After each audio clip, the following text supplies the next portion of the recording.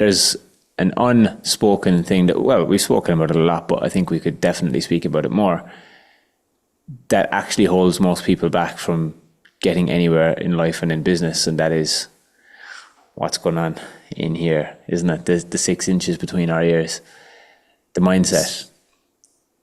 The mindset behind success, whatever that looks like to you. And I think for me, like, if I was to define success really quickly, it's like, it's a place of freedom in some sense. It's like a feeling of mental freedom, like a place where limits don't exist, so hence why unlimited. To be unlimited and to feel unlimited would be very successful to me, whatever that looks like. For some people that might look like, you know, $1,000 a week. For other people that might look like $100,000 a week. Who knows? Depends what your goals are. But one thing that we've really kind of noticed over the past couple of years, especially being in the coaching space, is that people get to a certain point in their journey and they have all the skills, they have all the tools, but they still don't get what they want out of their business and out of their life because they are the thing that is getting in their own way. It's the mindset, ultimately. And one of the greats in the personal development space, he said, was it Tony Robbins or was it Jim Rohn? That until you make the unconscious conscious, it will rule your life, and you'll just call it fate. So let's talk about mindset today, Lee. And what stops most people? What stops most people from getting to where they want to go and what they want to do in business and in life? There's another great quote, isn't there? You know, your business development will never outweigh your personal development, and you know, your business, you can never grow your business further than you grow yourself. I love that. And I don't know who said it first, but it's a hell of a quote. And it's a real kicker, isn't it? It's a real one to meditate on and sit on and think about often, because it's so true. And because all roads lead back to you, right? It was, I think, a great place to kind of caveat all business things is that it was your choice to do it in the first place. That's why it's a you thing, not a someone else thing, because it was your choice to do it in the first place. You didn't have to. You could just go get a job. And I think if you could start there in business, I know it's like a classic Gary Vee thing, you know, all roads lead back to you, everything's your fault. But I think that's a real powerful place to start when you're thinking about these things. It's like, wow, yeah, my business growth will never outweigh my personal growth, ever. And the more I develop myself, the better my business will grow. And I say all the time around, like, there's a thing that I talk about in AMP all the time about, like, money mindset, having a sound money mindset, you know, and oftentimes it's 20% tactics, 80% how you think about it. You know, and those 20% tactics are powerful tactics, but if you ain't thinking about them right, then it's probably not going to go too far. Well, the 20% there is the skill set and the tool set, right? So having the skills and having the tools and the resources and the people around you to help you do it. But the 80% is actually doing it and getting past the fears that get in the way of doing it and how you think about it and the energetics. Like, I don't want to go too woo-woo. We'll keep it somewhat practical, but like the energetics are a real thing. They really are. And if you don't believe it, if you don't believe that it can actually happen, it probably won't. And I know that sounds very vague, but like the further and further that people get into their journey and the further we get into our journey, the more real that becomes. It stops being so vague and it becomes very real. Yeah, certainly for me. Yeah. Well, put it in the let's go a little bit woo woo, you know, because we can go there. But in terms of energy, you know, the universe is always in a state of yes, right? So, what I love what Paul Chek speaks about. He says, you know, don't spend all your time focusing on your nightmare. Focus on your dream. Spend more time focusing on your dream than you do on your nightmare, because one of the dangerous things that a lot of people do is they focus on all the things they don't have, all the reasons why it's so hard, all the reasons why things are difficult. That's you focusing on your nightmare when you're not focusing on your dream. Now, that doesn't mean be delusional, but the universe is always in a state of yes. So, and what you water grows, right? And he says another thing, he's like, don't water the weeds unless you want them, unless that's what you want to grow. So if you keep thinking about your nightmare, guess what will grow? That. And if you focus on your dream, guess what will grow? The dream. Now, it's not as simple as that. It's not as simple as, oh, I'm just going to think about this. But sometimes it is as simple as that, because again, if the universe is always in a state of yes, and the RAS in the mind, reticular activating system, all of a sudden starts to find ways to prove what you believe to be true. And then it's looking for ways that you can fulfill your dream. And vice versa, if you only think about your nightmare, it will find ways for you to fulfill your nightmare. So to go a layer deeper than that, again, this is where the conscious and unconscious mind come in, because people don't even consciously think about their nightmare. So like to kind of add to what you're saying there, which I totally agree with, I don't even think a lot of people have the choice. It's just happening on an unconscious level until it then becomes conscious, right? So like they're not even thinking about their nightmare. That's just their preset. That's the preset. That's what they've been conditioned to believe is true since they were kids. So they're not consciously thinking about it. It's not like they're choosing to think about their nightmare. Like, of course, they'd love to think about their dream, but their unconscious is ruling their reality. So it's not something that is consciously happening. And to make this a little bit more practical, you know, like we work with barbershop owners, we work with self-employed barbers, we help people with their skill set, grow their business. We help them with mindset. But the mindset element of it, what we're talking about today, is the most important element of it, because your identity is directly attached to it. And people's identity is directly attached to like how they think about the world, how they see the world. So like if they identify as somebody who doesn't make money, or if they identify as a barber, right? Like this is one thing we've been saying to our clients in the last couple of weeks, is like the worst thing that you can ever do is identify as a barber. And that's not saying that being a barber is a bad thing. And that's even how people will like viscerally respond to that statement will tell them a lot about their mindset. Like if there's a visceral reaction and people are like, oh fuck, he can't say that. Like, why would you say that? Like being a barber is great. It's like, no. I'm not just saying that as don't identify as being a barber. Don't identify as being a chef. Don't identify as being a lawyer. Don't identify as being an accountant. Don't identify as being a videographer. Whatever it is that you do, don't identify as any of it. Identify as a human being who has a great capability and possibility and opportunity to grow their skills in whatever capacity is necessary in order to follow what feels good and follow opportunities that bring them money and allow them to live a better life. It doesn't matter if you cut hair or if you clean dishes. Like, follow what I would say is what feels good and the opportunity.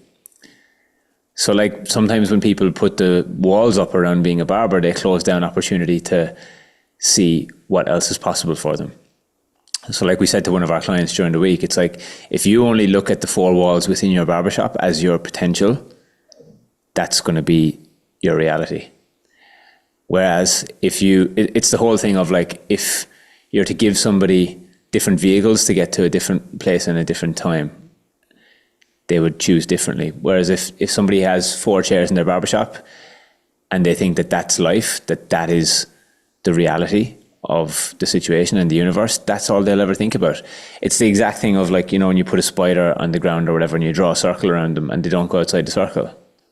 or the fleas in a jar. Like you put fleas in a jar, and you screw the top on, jumping fleas or jumping ants or whatever you call them, and they'll only ever jump to where the lid is, because they're not expanding their minds to see bigger opportunities and possibilities.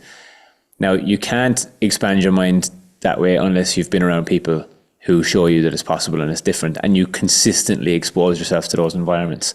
It doesn't happen by listening to a podcast like this once. It doesn't happen by going to one course. It happens through consistent immersion. That's how it happens. It doesn't happen by chance. It happens through consistency. And it's called neuroplasticity. You're literally rewiring your brain to believe different things. And you have to provide yourself with evidence. You have to prove to yourself that there is a new way of doing things and that there's new evidence that supports a better reality. Because we've seen it, Lee, haven't we? Like, people who come into our world, they're on the verge of just doing amazing things, like incredible things. They've got their goals, they're just about to reach their goals, and their identity gets in the way. And what happens? Self-sabotage. They revert back to old ways of being through safety and certainty, because the subconscious mind just wants to be certain. It doesn't care if it's good, bad, indifferent. It prefers certainty. Mm. And that's why all the tactics in the world isn't enough.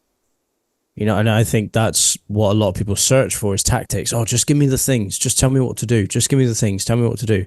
It's like, look, I can literally write you a step-by-step plan on how to become who you want to be in whatever you do. And that will get you there if you just follow it. But then when it comes to crunch time and you need to give that some longevity, if you don't think about it properly, if you haven't changed in here, you go straight back again. So tactics alone isn't enough, because if you don't become the person, if you don't change with it and become the person who does those types of things, which might mean you need to stop identifying as just the barber for a moment, it's unlikely that it will stick. And that's where, like, it rings true. I know you say this all the time to our coaching group. It's less about what you have to do, more about who you have to become. And like, I kind of expand on that one in my brain. I like to say, it's more about how you have to be. You're learning about how to be in the world again, how to be as a person, which shapes who you are, which shapes what kind of results that you hold on to in your life and what kind of a life you create. So yeah, tactics alone won't get you all of the way. It will get you part of the way. And we see it all the time, right? Like, I don't know, what kind of example could I give? Like, content creators, for example, you'll see people with a run of content. It will be doing really well for a while, and then it just drops off the face of the earth. I'm like, where did that person go? Well, they followed the tactics, but they didn't become the person that upholds that, who does things like that, whether it's limiting beliefs or whether it was just something they actually didn't want in the first place. They didn't get clear on the purpose of it. They were like, just tell me what to do, just give me loads of tactics and I'll go and do it. And then wondering why they still feel the same on the other side, or worse, God forbid. Some people feel worse because they realize, oh, I've been chasing the wrong rabbit. So it's really important that you get the mindset right along with the skills. 100%. 100%. Because the identity will always ring true, right? Like, so to touch on that piece again, on like, it's less about what you have to do, tactics. It's more about who you have to become. That actually goes all the way back to like my cycling days, right? And for some reason, I don't know why, but I came across a blog that I did yesterday, years and years ago. It was called Life Behind Bars, and I kind of explained a lot of my like psychology behind it. It was 10 years ago I wrote that blog, and it's still like, it's something I'd publish today. It's pretty good. I'd probably take a few little bits and tweak a few little bits, but the main point being is that when I was training to become a pro cyclist, it wasn't about like all of the hours that I did and all of the things that I did and the efforts and the equipment that I had. It was the mindset of like, I'm a professional athlete. It was the who I had to become made the how very clear and evident. And the difference between pros and amateurs in cycling isn't in what they do, because the amateurs can train as many hours as the pros. And often they do. But they don't get pro results. And why is that? Because it's the way they think about it. And like that Chris Williamson thing that we spoke about earlier, it's like value isn't determined on like how hard you work, you know? It's not about that. It's actually about more. It's about a lot more. So yeah, the mindset element of what we do is massive. And if you don't give yourself the evidence that you are a new who, you'll always revert back to old ways and old patterns. And they come from childhood. They come from like who we grew up around, what we believe to be true about the world. A lot of it actually stems back to like even Money Story. You know, if we're to use Money Story as a big anchor point in this podcast, a lot of it stems back to Money Story and what you believe to be true about money. And the limiting beliefs that people have are set up in their lives to serve them in a certain way. Like we all are served by our limiting beliefs. We might think that they're the things that are holding us back, but they're also doing so much for us in terms of certainty, safety, belonging, all sorts. But until we address them and until we can overcome them through providing new evidence to ourselves that it's okay to be a different way, it's always going to run our lives. And it's going to be the thing that stops us getting what we want, what we truly want and desire. And we see it all the time. We see it play out time and time again, over and over. You know, people get the suntan effect. They'll come into something, they'll do a course, they'll do a coaching program, they'll do whatever. But really, they probably need to do a little bit of the deeper work. And I heard this on a podcast recently, but it was like, would you say that,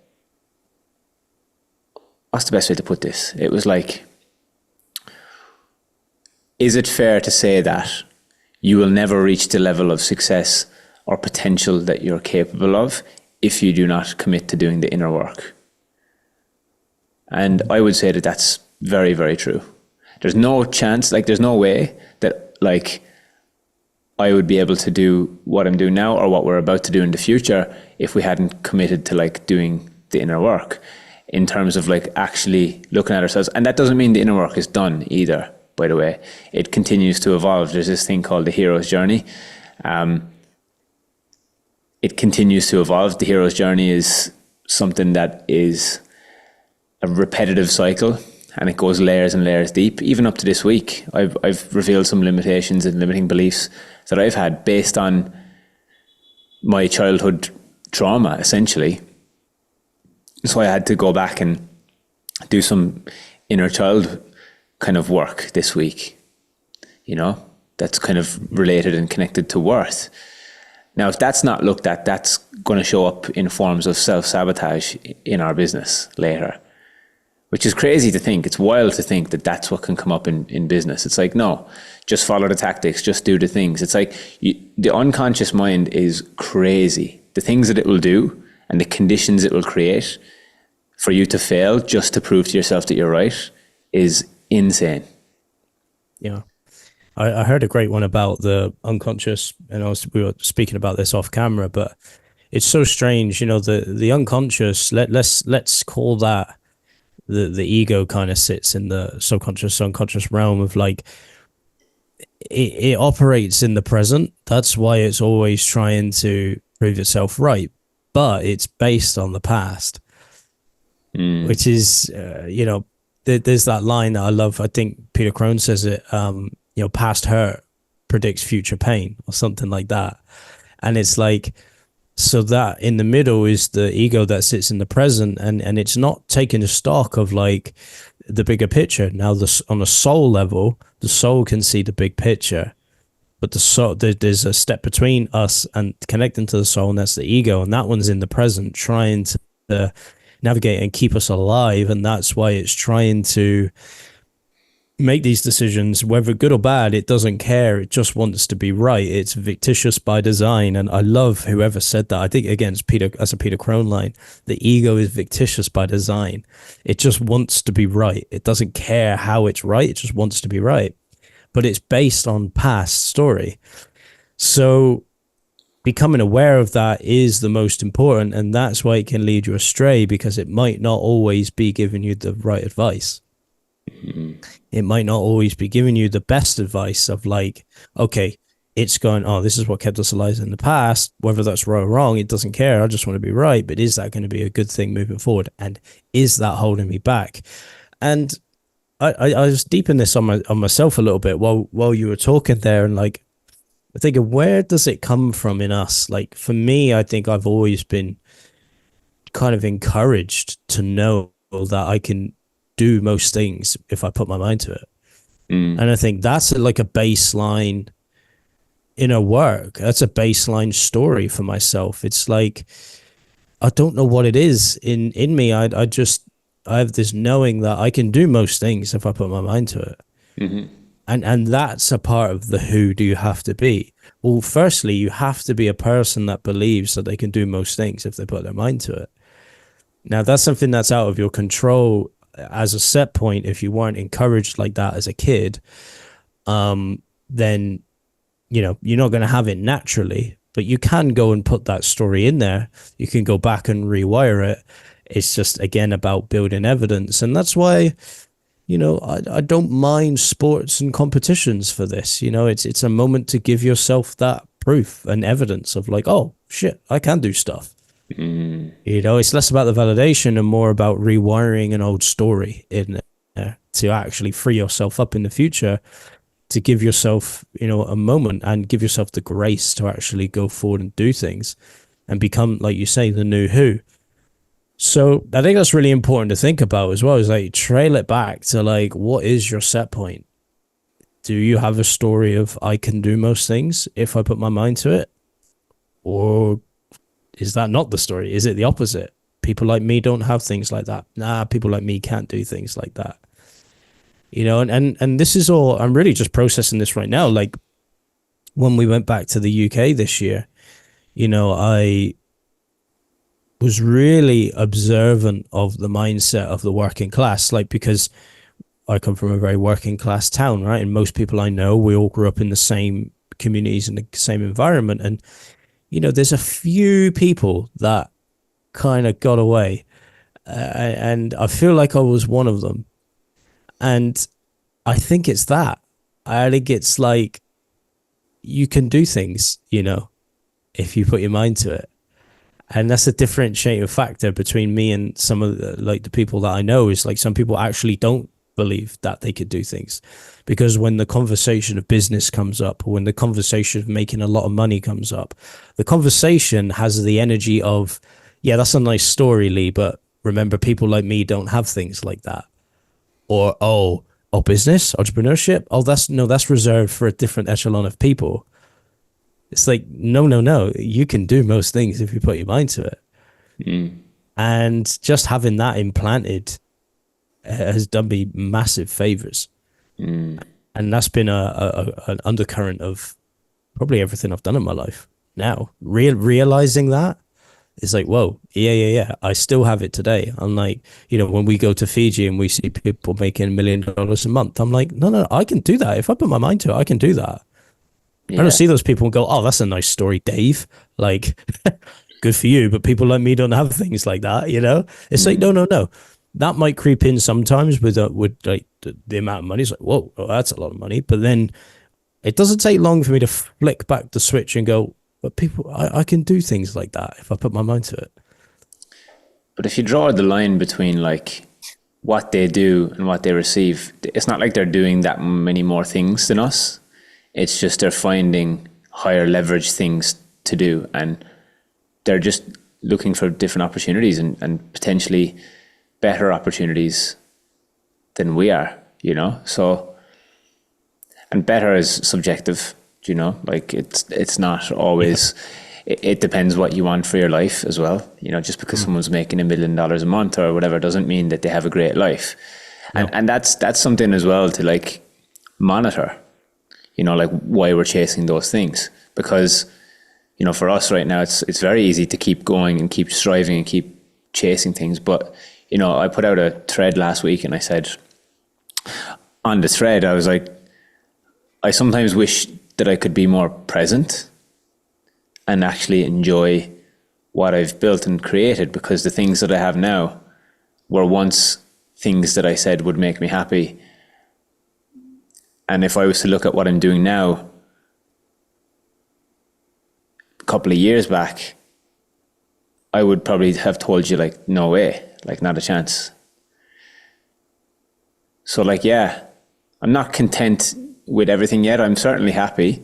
I'm certainly proud of what I've done and what we've done together, what we've built. But like, there's a striving for progression and for more that can sometimes rob us of our presence. And I don't want that, because, presence is something that I would say I value. And it's very easy to just get caught up in chasing new things. And I think that's actually a way of dealing with discomfort for me rather than anything else. It's actually just me dealing with discomfort, burying myself in more of like the work, right? Like hustling to ignore things, like that whole thing that Dan Bolton said. It's like, maybe that's what I'm hustling to ignore. Am I hustling to get more presence, or am I hustling to ignore? And it's a fine line. It's a very fine line, because I think I kind of sometimes float between two whilst we're in this building phase. But I think we're on the precipice now of an identity shift in our business. Both of us. We're at that point now, that dreaded point where a lot of the entrepreneurs and coaches we meet tell us that what got you to here won't get you to there. So that is by design showing up as the hero's journey for us. Like we have a thing to overcome, to slay, so that we can be a new person on the other side of it. And that takes identity shift. And, there's no better way to do it than to actually outwork your self-doubt. It's like the Alex Hormozi classic thing, outwork your self-doubt. Mm-hmm. If you have doubt about something that you're doing and you don't think that you can do it, you need to provide yourself with evidence that it's possible. And if you don't, it will always come back around and haunt you, because you can think about it all you want, right? Like, so going back to your point, Lee, people in our hometowns and like where we're from, it's a nice story until it becomes your story, and then it's the story. Because the people like me don't do things like that is a really easy way of getting out of it. Like, we have 2 arms, we have 2 legs. We have the same opportunity as anyone else. You have access to Google and ChatGPT in today's world. It has never been easier to be rich. Never. Never, ever been easier to be rich. And you can do it not by ripping people off, which is, again, a massive core belief of people where we're from, is that like you can only get rich by ripping people off. I hear it here even sometimes. It's like there's people who don't understand what we do, right? And they just work for companies and whatever. They're just working remotely. But like I'll be having a conversation with someone and somebody else will say, oh, it's a pyramid scheme. And it's like, well, no, it's not a pyramid scheme. Like if it's benefiting people's lives and they're getting value out of it and they're making more money from it and they're happier and they're more content and they're able to show up as better people for everyone around them, how is that a bad thing? There's a lot of other fucking bad things going on in the world that are completely overlooked. But to not lose track of the point that I'm trying to make here, if you can provide yourself with evidence that it's possible for you, then your identity shifts. But it doesn't happen by thought alone. You can't just think your way to a new belief system. Like you have to consistently provide yourself with evidence and work towards it. And it's a bit of a journey. It's not going to be something that happens overnight.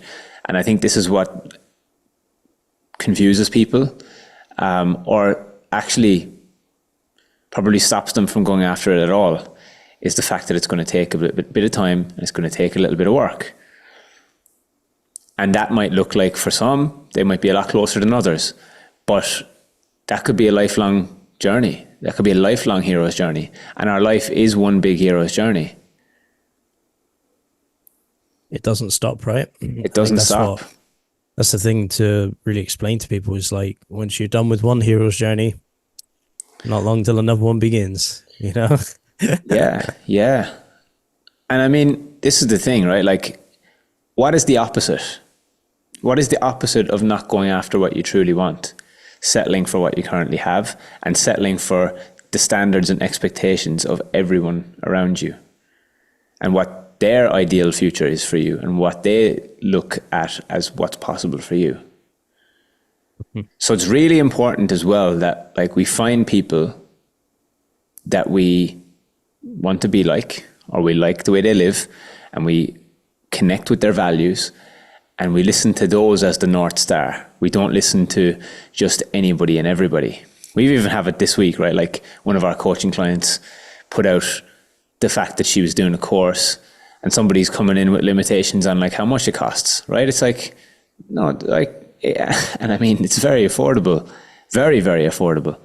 And being cheap doesn't help anybody, right? But like the biggest thing, and this week we overcame this in our coaching group as well, about people having enough money for haircuts.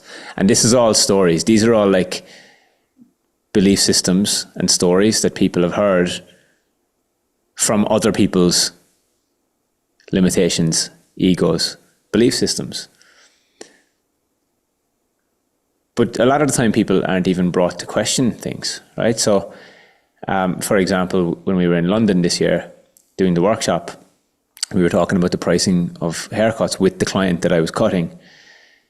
You know, it wasn't very hard to turn him around and for him to think about, oh yeah, I can afford this.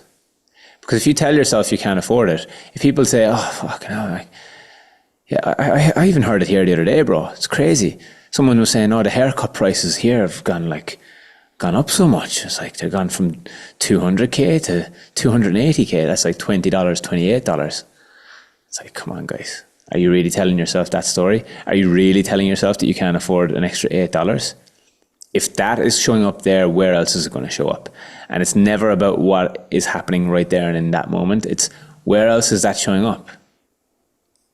Because right now you might be talking about the context of haircuts being expensive, but you'll happily go down to the pub and buy a couple of pints for $8. Yep. So is it true? Or what does it serve? And where else is it potentially holding you back? Because that guy in London, right? Like he had a business. He was helping, I think, was it golf professionals make more money in the off season? And it's like, if you think a haircut costing more than £20 is expensive, how the hell do you think you're going to make loads of money in your business? That could be the very thing holding you back. If Nando's costs more than your haircut, why is Nando's not expensive and a haircut is? You know, like you very rarely hear people complain about Nando's because it's full. It's full of people. Every time I go there, it's full. Mm-hmm. But maybe the dopamine hit's different. I don't know. Yeah, it is good, I must say. But yeah, getting back to the point of like limitations, limiting beliefs, belief systems, identity, all of these things are going to be the thing that holds you back, not the tactics. The tactics are the easy part, but it's who's doing the tactics. Yeah. Is the difficult part. And when things show up in your environment, like things will show up to test you and to challenge you. Like we see it all the time, right? When people are about to like reach their potential, their biggest obstacle will come up and stand right in front of them. Like on any hero's journey. Harry Potter, The Lord of the Rings, all of the movies, all of your favorite movies have the hero's journey built into them. And does the hero in the movie or in the story ever have an easy time? Is it ever just easy for them to slay the dragon? No, they have to look at ways on how they can get around it, you know, how they can overcome this obstacle and get to the next one. But it's never easy. And I think the fact that people think that it's going to be super easy all the time,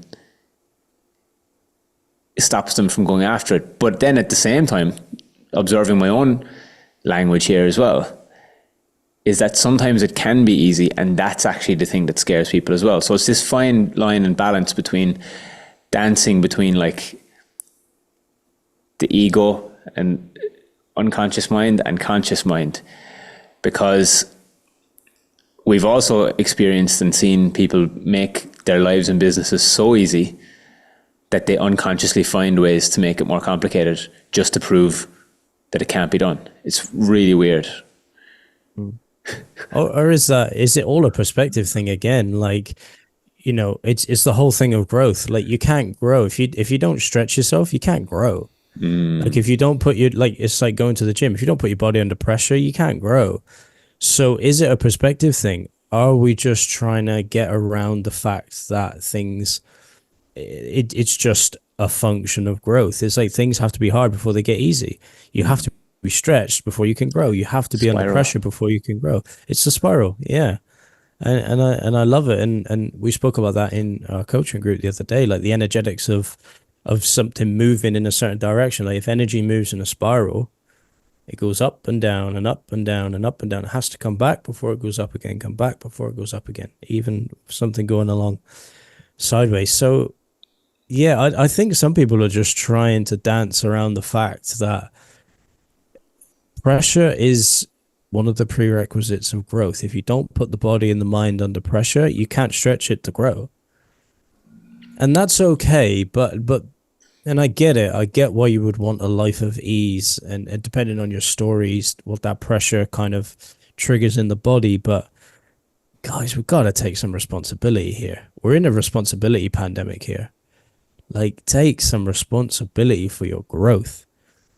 Yeah, and I see that a lot. We're in a society, you know, I'm just going to go out and say it's going to be harsh, but we're in like an addiction society, right? And I can't remember who said this, where I got this from. It's only recent as well, but like a lot of addiction is trying to get love without responsibility, right? It's the pain of getting love is so bad that we will take something or do something that will give us love without us having to do anything for it. So it's like taking a drug. All you got to do is take the drug. You don't have to do anything back for the drug. It just gives you love. Gives you dopamine. It's a form of you feeling euphoria. Great. Oh, feeling of love. It's trying to get things without responsibility. But why would you want to get things without responsibility? Because there's fear in the responsibility. And this is where the Stoics right. You know, easy times create soft people. Like, were they right? Have we had it easy for so long that now we all just think everything should just be, there should be no struggle and no pressure and no nothing. Just put a plaster on it.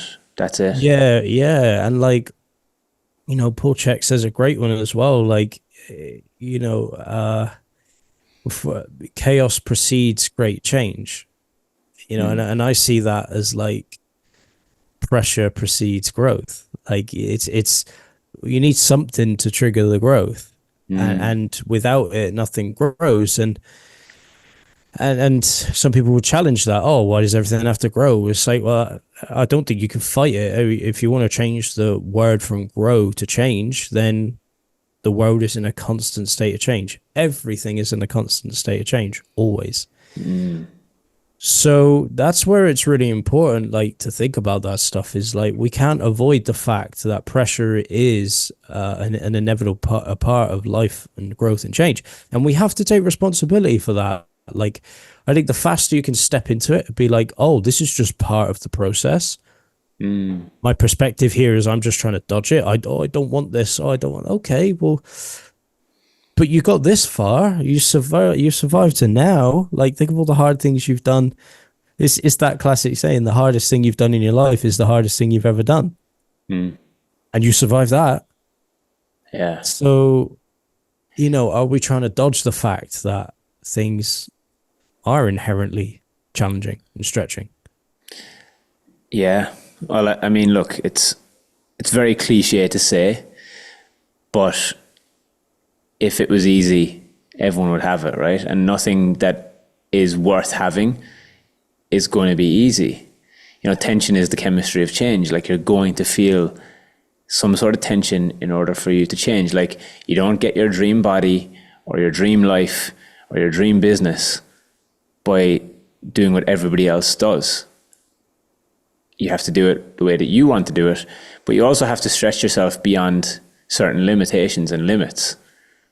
You know, like, it was quite refreshing reading that blog post that I wrote back in 2014, and it was saying, like, the thought always comes up, right? You have the little devil and you have the little angel on your shoulder. Like, the devil is, like, you could say, is the ego or the unconscious mind or the thing that's trying to keep you safe. The angel is like your future self, ideal self, the thing that's actually going to move you towards where you want to go in the future. And, you know, when I was a cyclist, I overcame that devil many, many times. You know, it's like you wake up in the morning, the rain is pelting against the window, it's windy, it's cold, but I have 3-4 hours on my program to do. And then the thoughts come in, it's like, no, don't do it. Like, you'll go out, you'll get sick, you'll do this. Like, you know, or I can reframe it and think, well, I'm going to have to race in the rain anyway. Like, I may as well train myself for these conditions. And then the thought comes, well, what do I want now versus what do I want most? And if you choose the now, always you'll give up the most. You know, of course, there's times where all I want now is pizza, ice cream, chocolate, sweets, all of that stuff. Versus what I want most is to have, to be healthy, to have a fit body, to feel great, to optimally function, to have a long life full of longevity and vitality.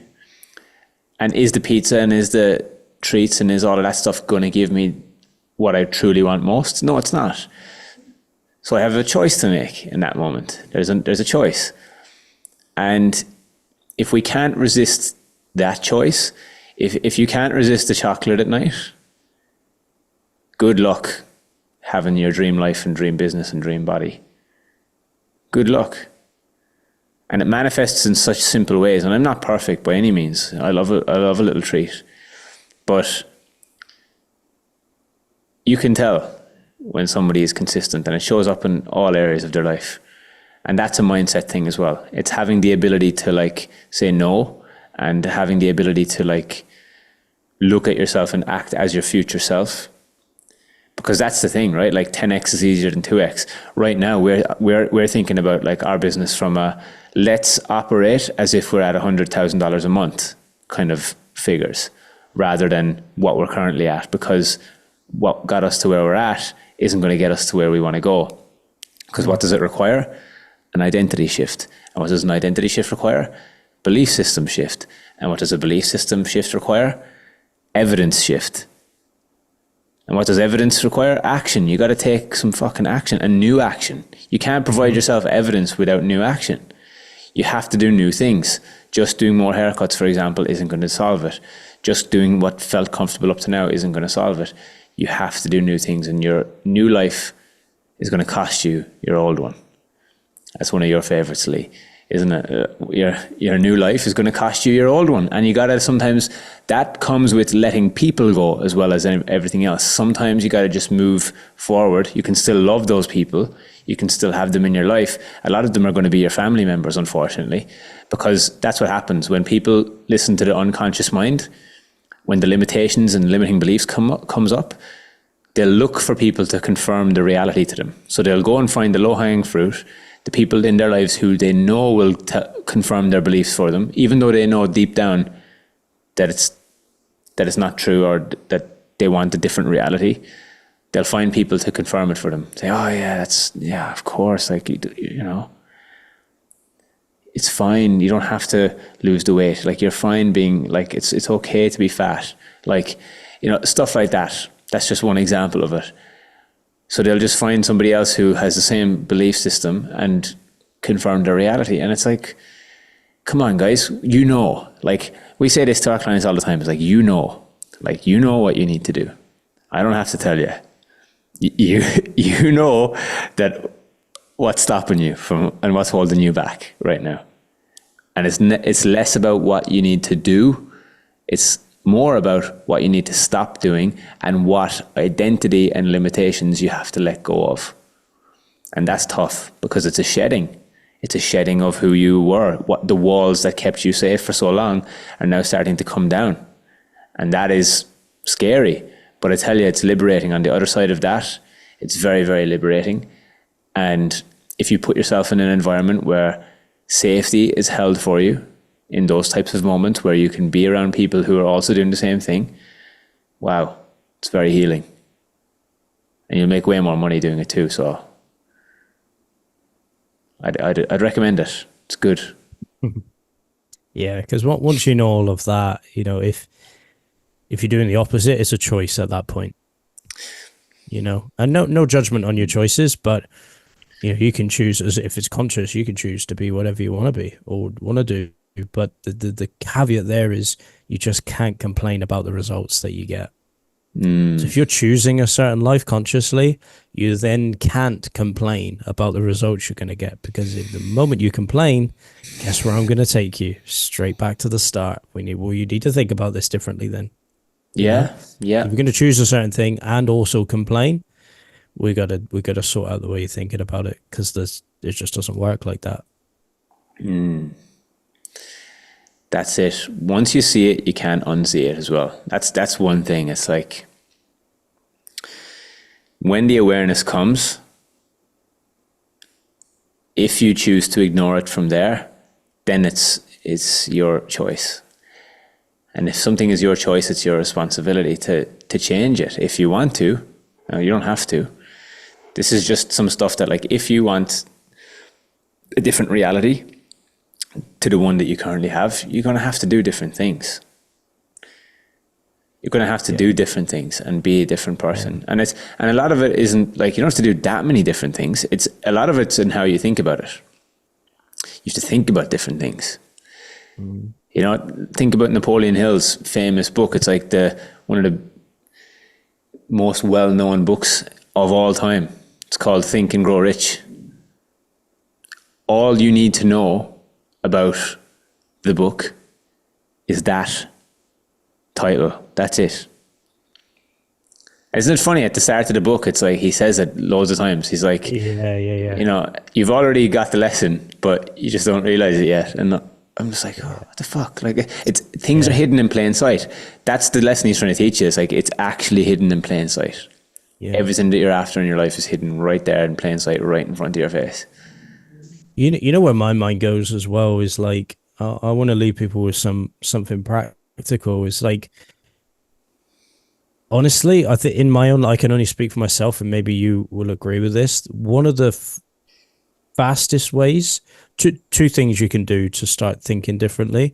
One is an obvious one, is just change your environment. Get around people that think that things are possible and are doing the things that you would like to do. And if you can, make them 10x people.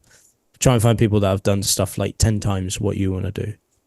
That's the fastest and easiest way to do it, just from a thought place. But if you're going on this journey and you really want some deep change, one of the fastest things I think you could do is do something that challenges your body first. Because once you challenge your body and the body grows stronger, I think then you start to bring yourself into a place, like you were speaking about vitality, and vitality will bring the energy. And to think about this, to approach a challenge, you need energy to approach a challenge. And I think this is also a pandemic over time. We're talking about a lot about the mind here. I love to think holistically as well. It's like we're living in a toxic environment right now as well, where people's energy levels are down. Why? Because we're polluted with heavy metals. There's mold everywhere. There's toxins in our water, in our food. There's glyphosate in our food, destroying our gut microbiome. Like, that is inherently destroying our vitality, which is inherently destroying our energy. And we don't have the energy to face the challenges that are ahead. I think that's why people don't want to take responsibility, because it's easier just not to have it. Because, I don't have the energy to do that. Well, okay. Well, let's try and challenge that thought then. Another Paul Check quote, clean up, show up, and grow up. Like, let's go. Let's go back to the start. Let's challenge the body. Let's try and get some more vitality in this body. And then life force will show up. Like it's rare that you find someone, look at a lot of the high performing like businesses and business people, a lot of the people we love, they're in shape. They're in shape. They don't, or they do something to look after themselves. That's where the vitality comes from. The life force comes from that. So I think that's important to think about as well. It's not just here. We got to, the body is the temple for the mind. Like we need to be thinking about that too. So whatever we do, look, and then just full circle that, whatever you do, it's going to take challenge. You're going to have to put yourself under pressure at some point. Going to have to. Yeah, 100%. Success leaves clues. Oh, yeah.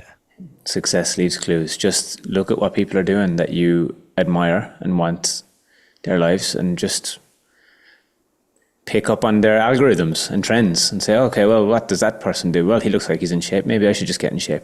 And to leave it really practically as well, is just start small. I think one of the biggest mistakes that I see people make is they try to change too much at once. And it's like, just start small. Start small actions every single day. Just start by getting out of bed on time. Start by going for a cold shower. Our client Corey, who was just on the podcast, he started by going for cold showers. Now he's running ultramarathons, So there you go. That just shows you. And where else is that going to show up in his life and business? Because you need to become the person who can do hard things. And if you're the person who can do hard things, you can do anything you want on this planet. So let's leave it there. Let's leave it there for today's episode before I get booted out of here again. That was fantastic. But guys, if you want an unlimited life, you need an unlimited mind. You need to remove some of the limits from your mind. And quite often they're inherited. They're other people's limitations. They're not your own. So that's another thing to be really conscious of and aware of. Like, a lot of the things that are holding you back aren't your things. Your soul believes differently. Your soul believes more. It's just about removing them and providing yourself with evidence.